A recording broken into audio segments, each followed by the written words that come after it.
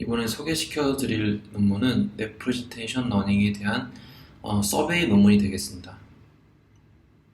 그래서 이 논문 같은 경우는 좀 약간 오래된 방법론에 대해서 언급을 하고 있고 기본적인 레프레젠테이션 러닝에 대한 철학을 다루고 있습니다. 연구 소개를 먼저 해드리면 먼저 그 레프레젠테이션 러닝이 뭔지 피처 엔지니어링과 이제 구분지어서 생각을 하면 좋을 것 같은데요. 피처 엔지니어링이 뭐냐면 먼저 전문가의 사전 지식을 이용을 해서 모델이 직접 해결할 수 없는 부분을 전문 지식으로 어떤 데이터의 피처를 만드는 수작업에 노동이 들어가는 절차를 의미를 합니다. 근데 이런 게 이제 좀 비효율적이고 번거로우니까 레프레젠테이션 러닝을 이라는 방법론을 사용해서 좀 더 데이터에 대한 유용한 정보를 쉽게 뽑기 위해서 만들어진 방법론들이고요.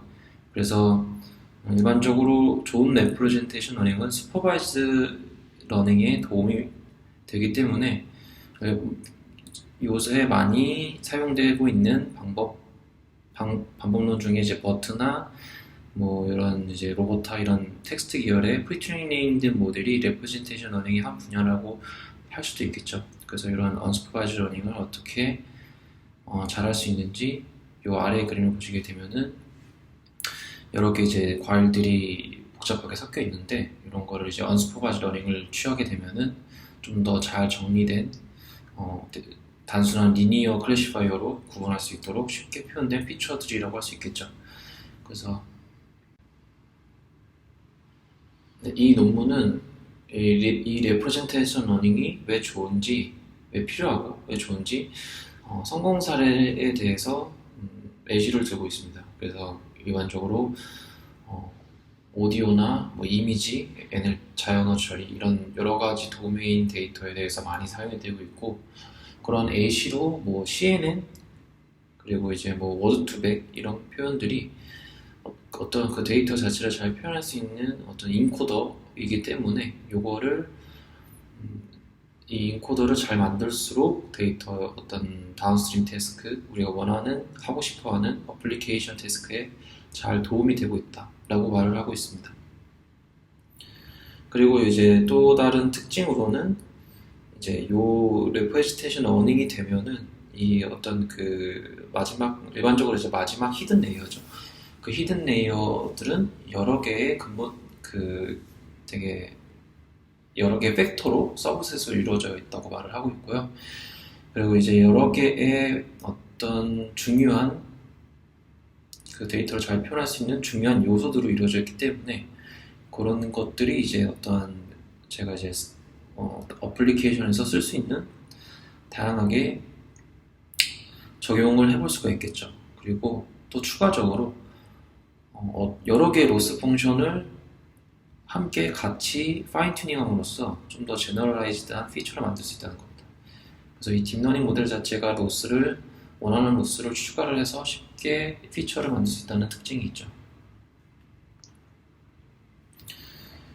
네, 그리고 이제 또 그 레퍼션 러닝이 왜 기본적인 어떤 역할을 가지고 있는지 보시게 되면은 당연히 이제 여기에 불필요한 부분을 제거를 하다 보니까 차원 축소가 됨으로써 스무스니스가 좀 발생이 되는 좋은 점이 있고요. 그리고 이제 이런 그 리프레젠테이션 러닝이 된 마지막 레이어의 피처 같은 경우는 여러 개의 설명력이 좋은 작은 단위의 팩터로 이루어져 있기 때문에 이런 것들이 다운스트림 태스크에 도움이 될 수 있겠고요. 그 다음에 추가적으로 이러한 팩터들은 레이어마다 딥하게 쌓을수록 표현을 잘하는 그런 피처가 될 수가 있겠죠. 네. 그리고 이제 이게 언슈퍼바이즈 러닝의 한 분야이기 때문에 이거를 좀 확장적으로 세미 슈퍼바이즈 러닝에 쉽게 적용할 수 있다는 장점이 있습니다. 네. 그리고 이러한 그 표현된 벡터들은 이 저차원 공간에서 서로 비슷한 데이터들은 서로 가깝게 배치되는 특성을 가지는 매니폴드 공간 안에 인베딩이 된다는 특징이 있습니다. 네, 그리고 어떻게 보면 서로 가깝게 인베딩이 되다 보니까 클러스터링 방문론에도 쉽게 사용이 될 수가 있겠고요. 그리고 네, 이제 시간적으로도 뭐 공간적으로도 여러 가지의 유사성을 고려해서 데이터 자신을 잘 표현할 수 있도록 인베딩이 되는 특징이 있습니다. 네, 그리고 이제 불필요한 부분이 제거가 되기 때문에 이 스파시티가 높다고 할 수 있겠고요. 네, 그리고 이제 이렇게 작은 단위의 중요한 팩터로 이루어진 디펜던시를 가지는 레프레젠테이션 러닝이 되면은 여기에 이제 리니어 클래시파이어를 단순하게 추가함으로써 원하는 태스크의 분류 성능이나 목적을 달성할 수 있습니다. 네, 이제 좀 구체적으로 차원의 저주에 대한 스무스니스를 하나 살펴보도록 하겠습니다. 일반적으로 이제 레프레젠테이션 러닝에서 나오는 이 벡터 같은 경우는 심플 파라미터 모델을 이용을 해서 다운스트림 태스크에 분류를 하게 되는데요. 예시로 이제 리니어 클래시파이어가 가장 많이 사용이 되는 어떤 추가되는 심플 모델이겠죠. 그리고 이제 뭐 SVM 이런 것도 이제 추가를 할 수 있는데 요새는 이제 리니어 모델로 많이 사용을 하고 있고, 그러니까 요런 마지막에 리니어 모델을 사용한다는 이 가정 자체가 저희는 이제 이 레프레젠테이션 러닝의 이 벡터는 로컬 제너럴라이제이션이 잘 된다고 생각을 할 수가 있습니다. 그러면 이제 레프레젠테이션 러닝의 벡터가 부분적으로 제너럴라이제이션 데이터를 잘 표현할 수 있는 피처 팩터들로 이루어져 있으니까 그러한 팩터들의 단순한 조합으로 어떤 태스크를 쉽게 분류를 하는 목적을 가지고 있습니다. 그래서 이렇게 데이터를 레퍼런셜 러닝을 하게 되면은 단순한 방법으로 원하는 태스크를 쉽게 달성을 할 수가 있습니다. 근데 이제 그러한 다른 예시로 요 이제 디스트리뷰티드 레프레젠테이션 중에 하나인 이제 워드 투백이 될 수 있겠는데요. 이런 워드들에 대한 카운트를 일반적으로 이제 백오브 워즈 형태로 벡터 형태로 표현이 되는데, 이렇게 보케블러리 사이즈에 디펜던트한 벡터로 이제 표현하게 되게 되면은 이렇게 이제 차원이 굉장히 커지겠죠. 그래서 이런 거를 단어들의 어떤 코어 커런스를 이용한 스킵고령과 그리고 이제 15 이런 거를 활용을 해서 단어들이 주변을 가지고 이런 어떤 디펜던시를 학습을 하는 방법 중에 워드 투백이 그 예시가 될 수가 있겠습니다.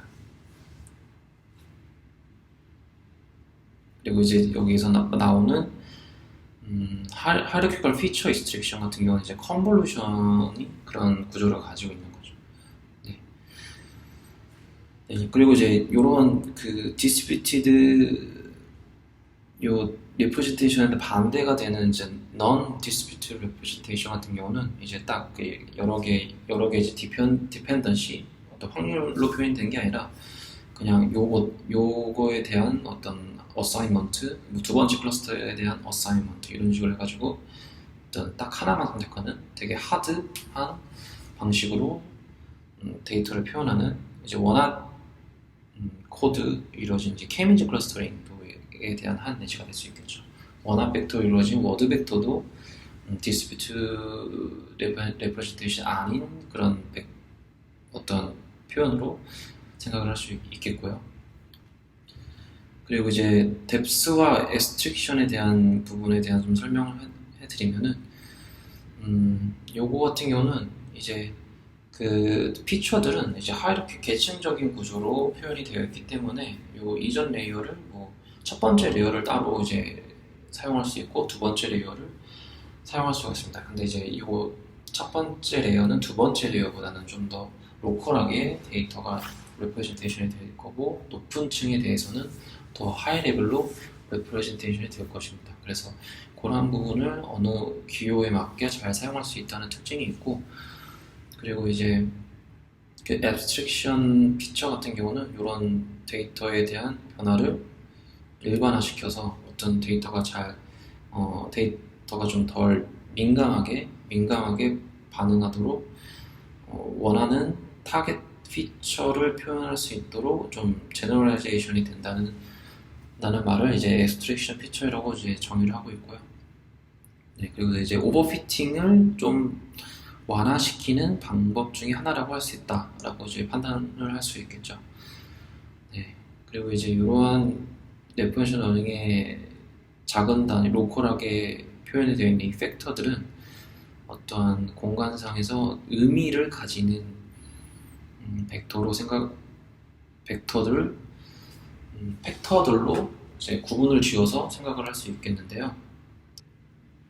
그러니까 그 레퍼런셜 러닝에 표현되는 이 벡터가 어떠한 그 피처의 베리에이션에 영향을 주는지 좀 해석을 할 수가 있습니다. 그래서 이 논문에서는 이제 언레이블 데이터를 사용함으로써 좀 더 데이터가 충분히 많아짐에 따라서 어떤 구조적인 안전성이 좀 향상이 될 수가 있겠죠.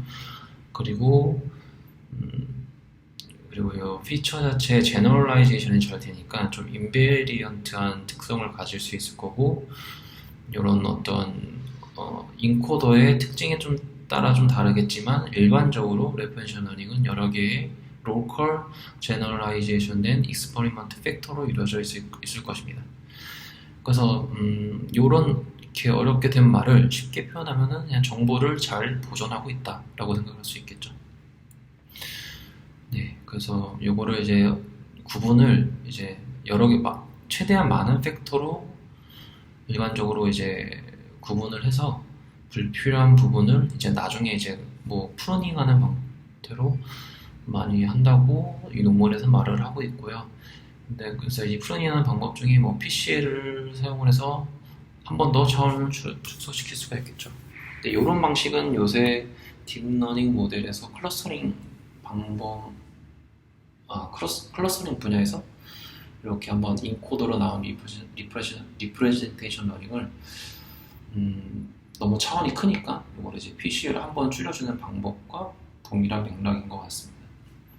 그래서 이런 방법이 아직도 최근에 이틀은 최근까지도 계속 뭔가 비슷한 부분이 좀 많은 것 같아요. 그래서 이제 이 리프레션 러닝이 얼마나 잘 됐는지 평가를 하려면은 일반적으로 데이터셋의 뭐 미스 클래시피케이션스 이거에 대한 성능 지표로 사용할 수가 있는데, 예를 들면은 오토인코더 같은 경우는 그 어떤 이제 리얼 밸류에 대한 데이터니까 이제 민스퀘어 에러로 이제 표현할 수 있겠고, 그리고 클러스터링 같은 경우는 레프레젠테이션 러닝된 그 벡터의 어떤 클러스터링 지표를 사용을 해서 군집 평가를 할 수가 있겠죠.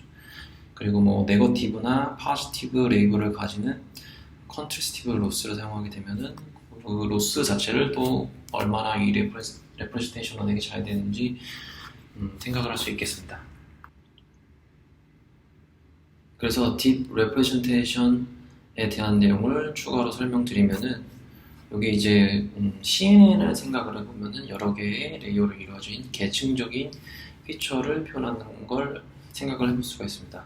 그래서 이러한 이 딥 레프레젠테이션 러닝 같은 경우는 그리드 레이어와 이제 언스퍼바이즈 프리트니라고 이렇게 명명을 하기도 하고요. 저희가 알고 있는 내용과 동일한 내용을 이런 식으로 표현을 한 것 같습니다. 그리고 이제 딥 빌리프 네트워크라는 RVM 리스트릭트 볼츠만 머신으로 이제 이루어진 이제 레이어고요. 그 레이어는 레이어의 각 히든 노드들은 그 이전 레이어의 피처를 잘 표현할 수 있도록 현재 레이어의 그 시그모이드로 이루어진 그 확률값이 이전 레이어에 있는 피처를 잘 표현할 수 있도록 제너레이션이 될 텐데, 그런 어떤 레이어의 확률 분포를 가정을 하는 그 어떤 구조가 요 RVM에 대한 리스트릭트 볼츠만 머신을 활용한 어떤 구조의 레이어를 가진 딥 빌리프 네트워크라고 할 수 있겠고요. 그리고 이제 오토 인코더도 이제 지금 뭐 RVM을 여러 개 스택한 형태로 자기 자신을 잘 복원할 수 있도록 하는 방법이 딥 오토 인코더가 될 수 있겠습니다. 네. 요새 쓰는 오토 인코더 다른 점은 요게 이제 옛날에는 RVM이라는 요 이니셜라이제이션에 대해서 좀 사용을 한 특징이 있고요. 네, 그래서 요거를 이제 그 레이어는 그 어떤 시그모이드로에 대한 확률값으로 나타나는 확률 분포로 이루어져 있기 때문에 어떻게 보면 제너레이션 모델이고 프로버블리스틱 모델이라고 할 수 있습니다. 그래서 이러한 이제 그 이제 베이지안 모델 같은 경우는 이제 프라이어를 가정을 하게 되겠고요.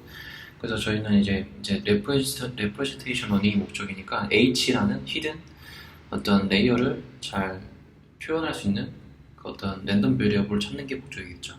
그래서 그러한 PH라는 이제 프라이어티 디스트리뷰션을 가정할 수 있겠고, 이렇게 베이지 룰에 의해서 이렇게 P X 기분 H, PH 이런 식으로 확률을 표현할 수가 있습니다. 그래서 이게 그러니까 히든 피처가 주어졌을 때 이전 레이어에 있는 데이터 X가 잘 나와 확률이 높도록 이렇게 라이클리우드 형태로 표현이 될 수 있는 특징이 있고요. 네, 그래서 일반적으로 이렇게 사용하는 방법은 데이터가 적을수록 프라이어 분포의 영향을 많이 받기 때문에 데이터가 많으면 데이터에 대한 라이클리드 쪽으로 많이 가겠죠.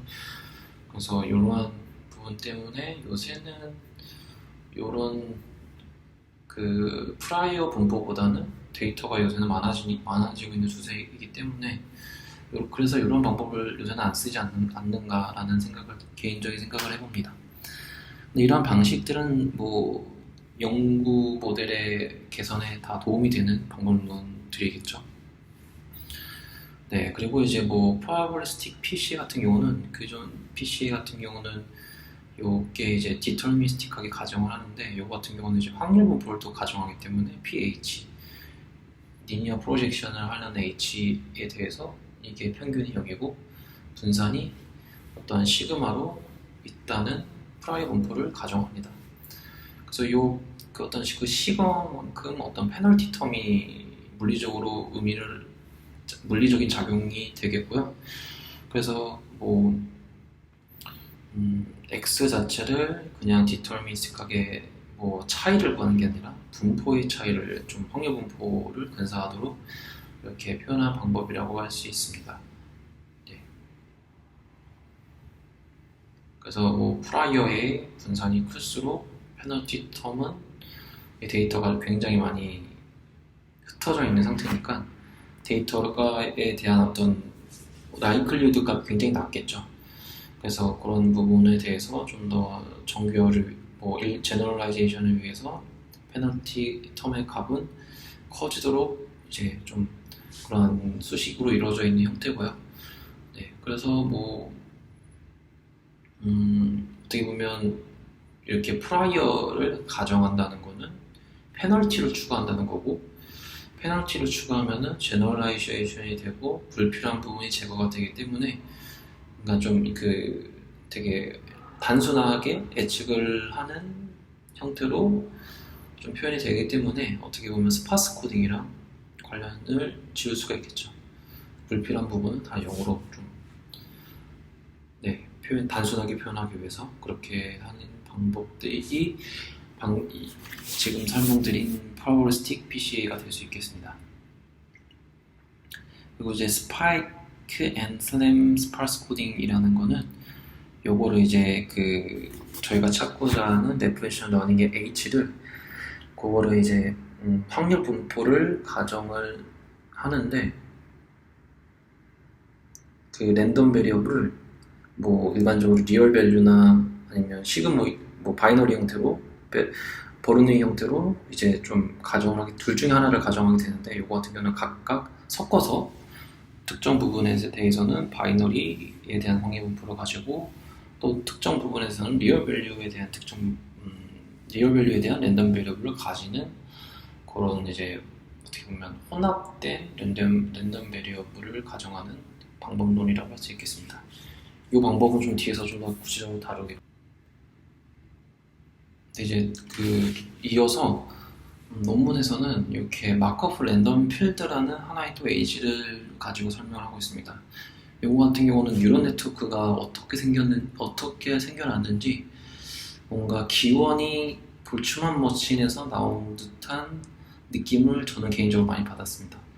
그래서 볼츠만 머신 같은 경우는 이렇게 이제 노란색이 이전 레이어, 녹색이 다음 레이어라고 보게 되면은 이전 레이어에서 뭐 그 다음 레이어로 이제 그렇게 웨이티드 다 연결되어 있는데, 이 볼츠만 머신 같은 경우는 이 특정 레이어에서 각 레이어에서의 히든 노드까지도 다 연결이 되어 있는 특징을 가지고 있습니다.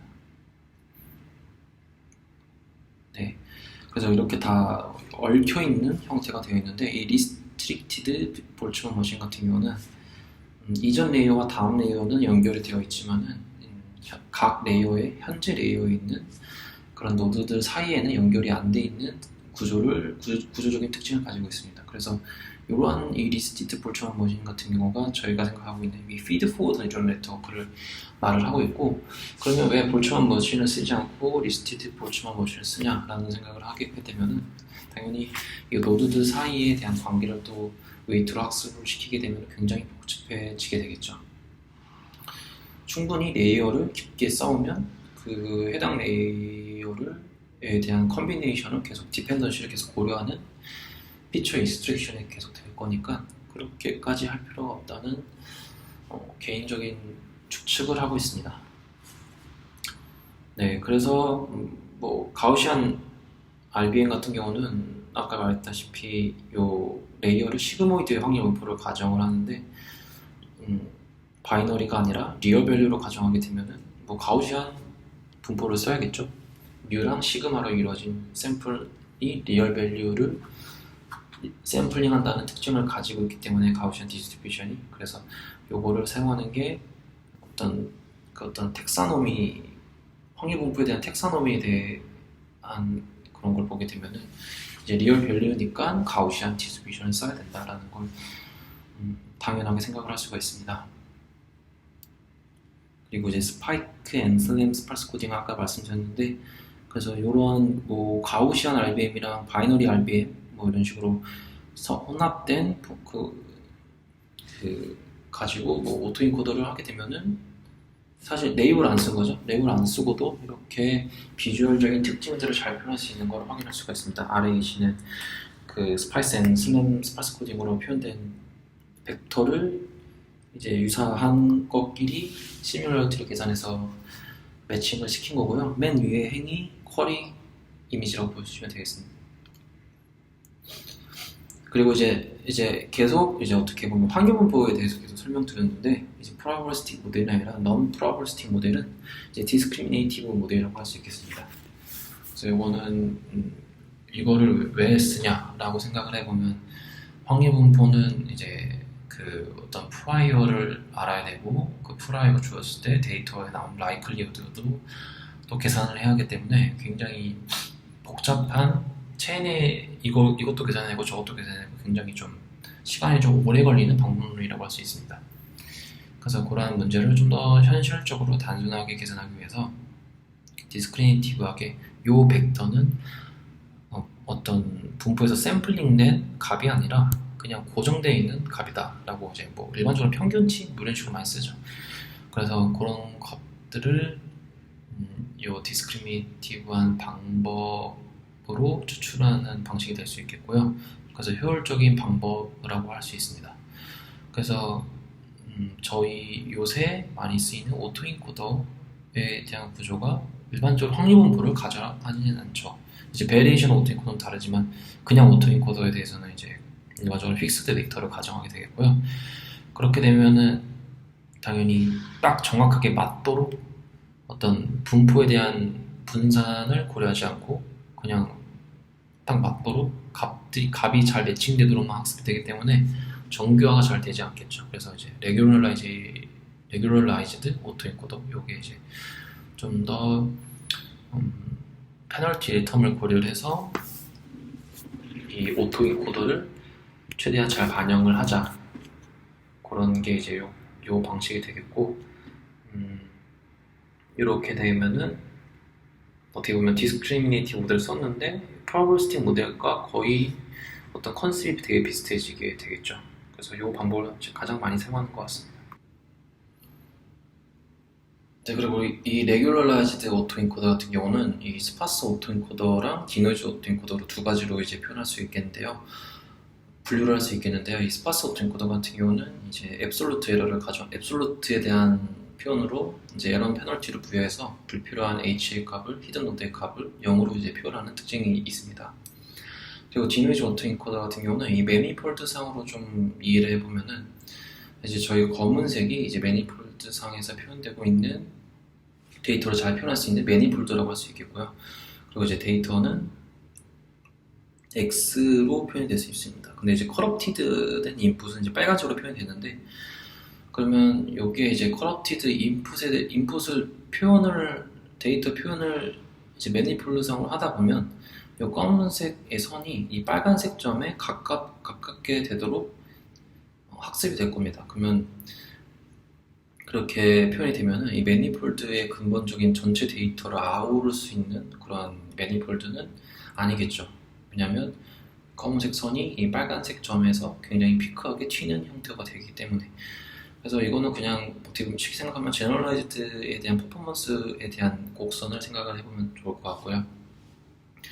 그래서 이러한 커럽티드한 벡터는 매니폴드 상에서 일반적으로 직교하는 형태로 좀 떨어져 있기 때문에 그러한 이런 커럽티드 인풋에 대해서는 좀 더 무시를 하도록 무시하는 매니폴드가 되도록 이렇게 노이즈를 추가를 함으로써 좀 더 안쪽으로 어떤 좀 더 근원적인 데이터의 분포를 잘 표현하는 매니폴드를 찾도록 학습이 될 것입니다. 그래서 확률 분포로 변형된 디노이즈를 추가하는 X와 그리고 디노이즈를 추가하지 않은 X에 대한 확률을 최대한 잘 나오도록 학습을 하게 되겠고요.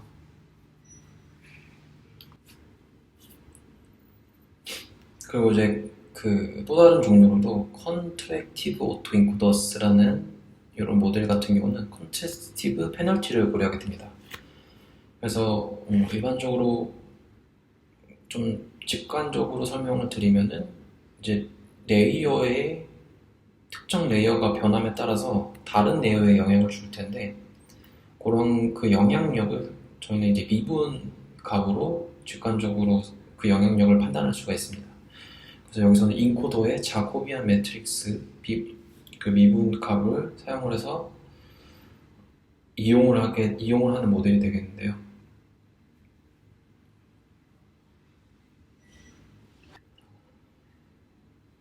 수식을 보게 되면은 여기에 이제 로스 펑션이 가장 왼쪽에 있는 좌변에 있는 텀은 컨볼루션 오토인코더를 사용한 리컨스트럭션 에러에 대한 텀이 되겠고요. 두 번째로는 이제 자코비아 매트릭스를 활용하게 되는데, 요거에 대한 미분 그레디언트의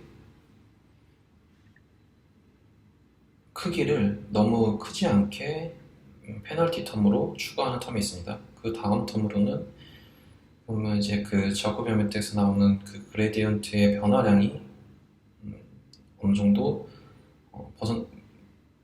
변동이 심하지 않게 또 이제 추가하는 페널티 텀이 있겠습니다. 그래서 이렇게 학습되는 거를 컨트랙티브 오토인코더스라고 말을 하고 있습니다. 그 다음에 이제 요 레귤러라이즈드 오토인코더의 마지막으로 프리딕티브 스파스 디컴포지션이라는 모델이 있는데, 요 같은 경우는 이미지에서 패치로 데이터를 뽑아내게 되고 그 X 자체를 오토인코드를 한번 합니다.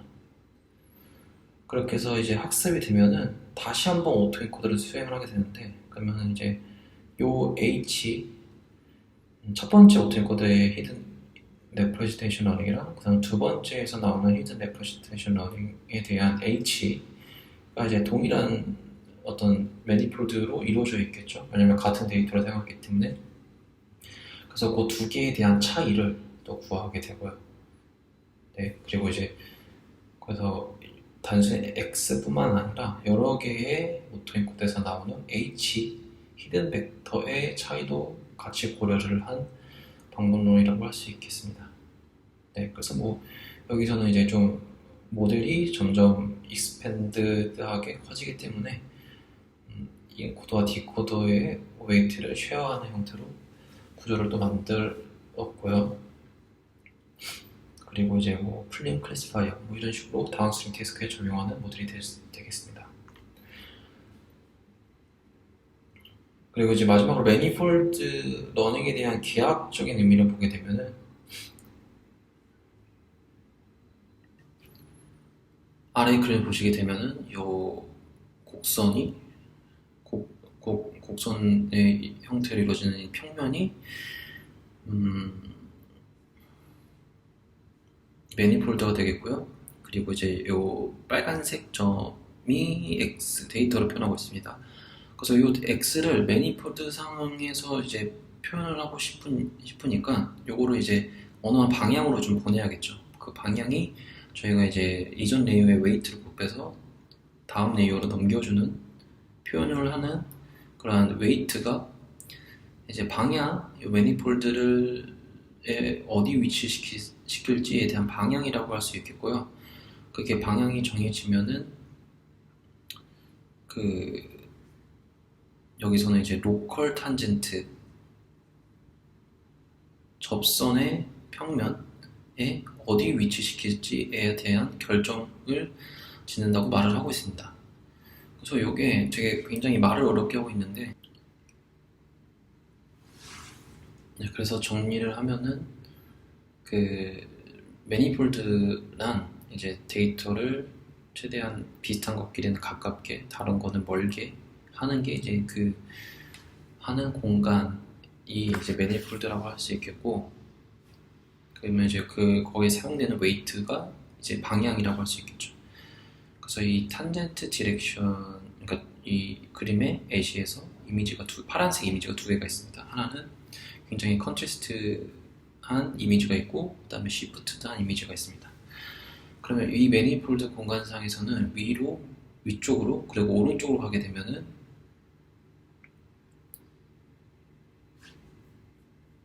요게 이제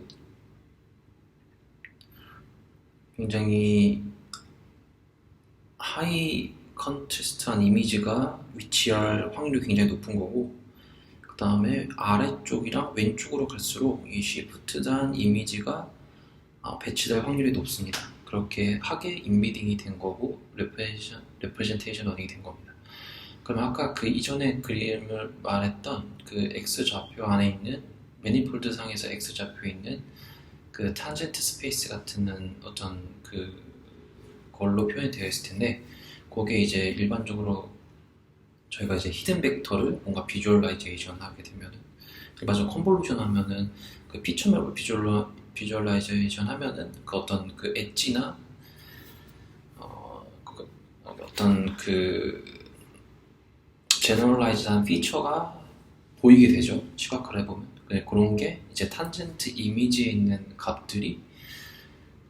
이미지들이 이제 시각화돼서 이거와 같이 매핑해서 생각을 해볼 수 있지 않을까라는 게 저의 개인적인 생각이고요. 네, 이렇게 해서 여기까지 해서 해당 논문에 대한 발표를 마치도록 하겠습니다.